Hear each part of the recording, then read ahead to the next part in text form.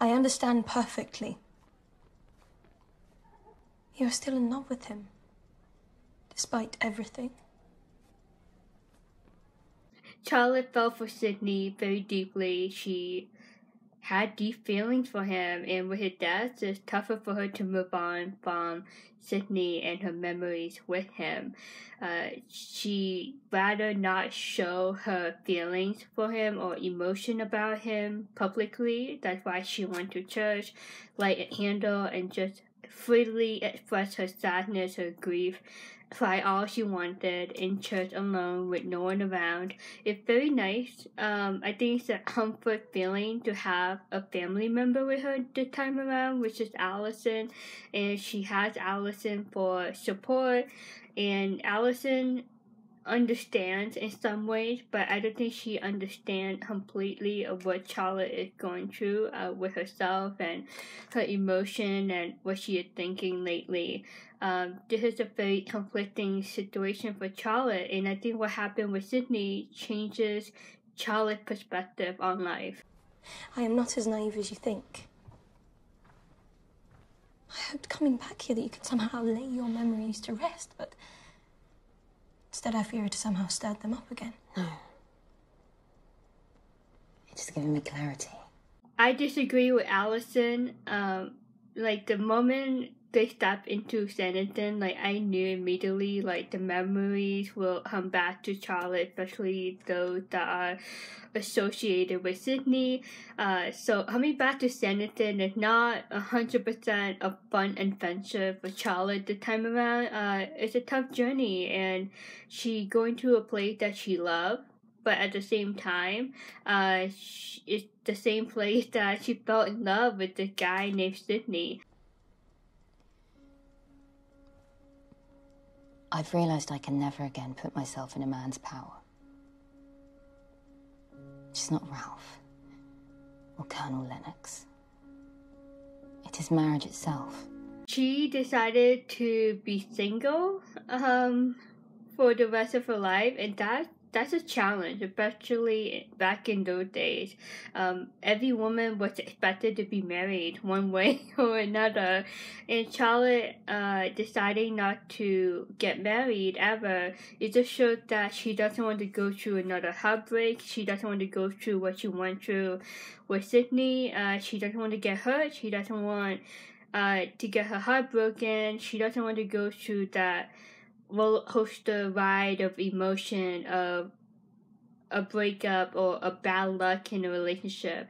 What happened to Sydney definitely changed her perspective on what she wants in her future, what she wants in regard to her love life. That's a huge sacrifice. You're not allowing yourself to be happy and to find love again. How will we live if we do not marry? We do not have the freedom of Georgiana's fortune. We are poor, Charlotte. Wretchedly so. Allison is not stupid. She is right. She giving the reality check to Charlotte. Are you crazy? How are you gonna support yourself if you decide not to get married? And you can see that Charlotte is still conflicted. She really wants to do what she just said to Allison, but at the same time, she knows that Allison is right. 3 bad harvests in a row. Papa cannot afford to keep us. Nor would I expect him to. I will keep myself. How? 3 bad harvests. That's an interesting new update on how life is going back home.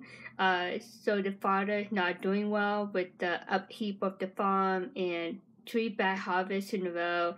That's bad luck. That's not really going well, and that would put pressure on the older kids in the family, including Charlotte and Allison, and whoever next in line after Allison. That would put pressure on them to get married, be married off, right? That's the only solution that they knew of back in those days. A governess. And for Mr. Colburn, of all people. My dear Charlotte. I appreciate your concern, Mary. Think of our poor family. The shame you will bring to them. I see no shame in earning a living. Because of wealth, I'm pretty sure Charlotte's father would be against this idea of having his oldest daughter be a governess. The Parker family is against it because not only is it a crazy idea, but working for a boss like Mr. Heybourne is a bad idea, according to Mary in this conversation. A governess position is a last resort for a young woman, when circumstances leave you no alternative. As I am resolved not to marry, I will need an income. As a woman of 3 and 20, what other professions are available to me? I cannot have my sister be a spinster. Alison thinking of the shame that it would bring to the Haywood family. And Charlotte really doesn't care. When she wants something or when she wants to do something, she go for it. She takes that leap of faith and she doesn't care what other people may say or think of her. Yeah, maybe it will bring shame to the family, but it's hard though. Back in those days, women didn't have much freedom, and Charlotte is like breaking that norm, that boundary, by working as a governess. And I think Miss Henkin probably maybe was a role model for Charlotte, because if you remember this episode at the parade, Lady Denham used Miss Henkin as an example. That's what happened when you decide not to get married. Like, you just look horrible. Like, you have, like, a bad public image because you're not a married woman and everyone is expected to be married. So Charlotte, if Miss Henkin is single and she seemed fine to me, and, like, why can't I be independent and single and support myself? And if that makes me happy, like, why should other people be bothered by it? This will not do, Charlotte. Charlotte, you are allowed to grieve him. He has a widow. It is not my place.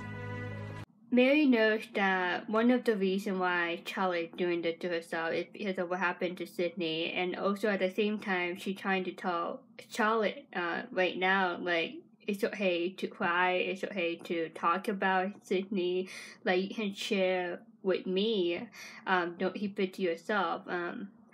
Like, it's not healthy to keep it bottled up, like Charlotte said to Arthur, before Arthur told her that he cried in church, and that's how she is processing Sydney's death. Charlotte is grieving, but I think she doesn't want that bad publicity. Like, she doesn't want to feel ashamed for crying over a man that was her lover, but he ended up marrying the other woman. She wanted to respect Sydney's marriage to Eliza and respect Eliza as his wife, well, now his widow, in the public eyes. But we know for sure that she is grieving in private.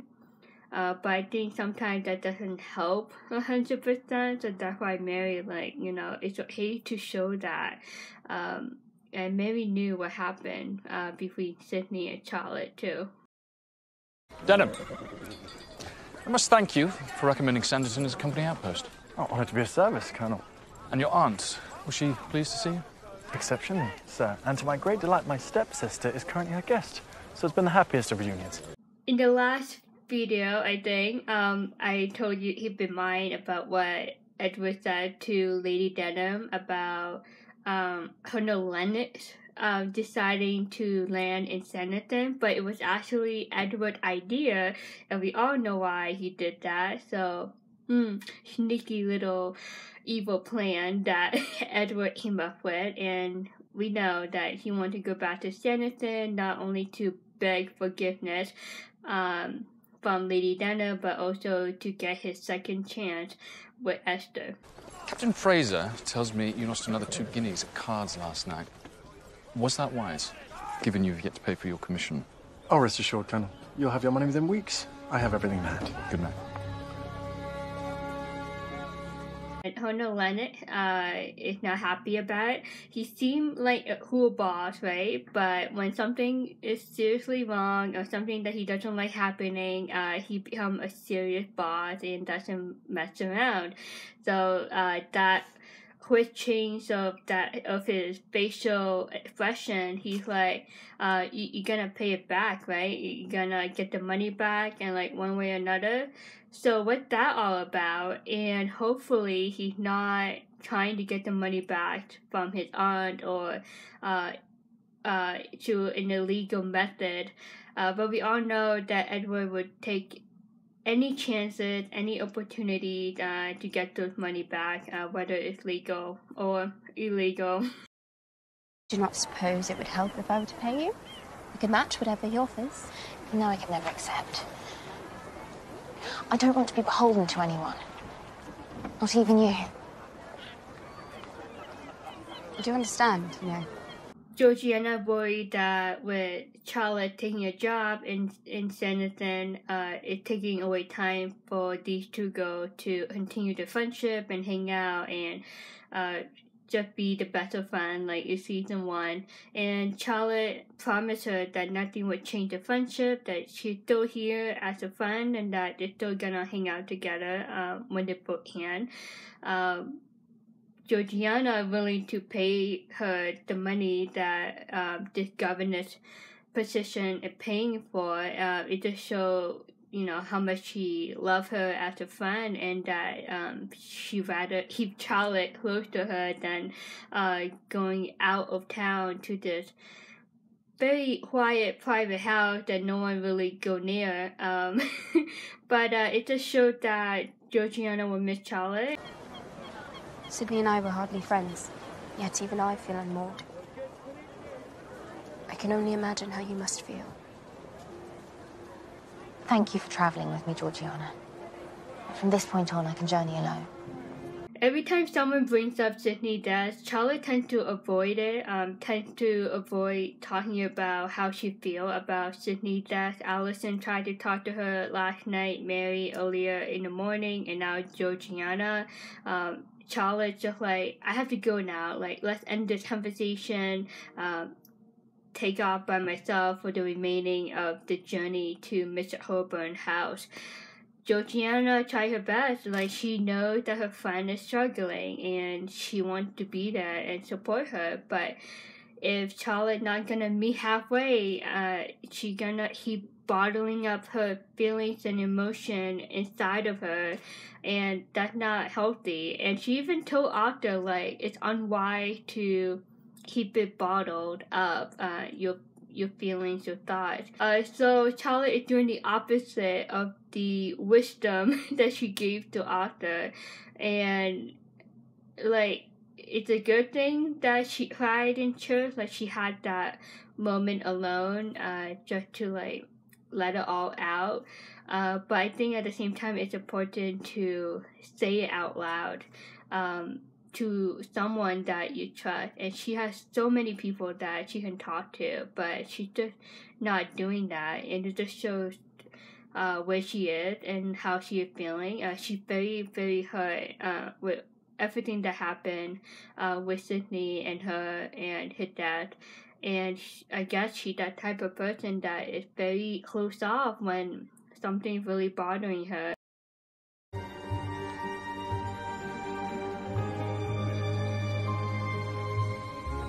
That conversation, that tea party at the Parker house before Honor Lennox arrived, they were talking about Mr. Heybourne, and it was a good conversation for Charlotte because she developed like a background information on this man that she hasn't met yet until now. After we talk about this scene, she's about to meet him, but she looked up to that portrait and you can tell that there must be Leonora's mother that died, and I'm pretty sure her, Leonora, mom, and Mr. Heybourne, I'm pretty sure they have a love story, and losing your wife is tough, and you can see this compatibility, I guess, this common interest, even though Sydney and Charlotte were never married. Charlotte still lost a person that she loved so deeply that she fell for. And likewise, Mr. Heybourne, his wife died, and that's a huge loss, a big grief to get over. So I think these two will meet halfway at some point, well, depending how he is.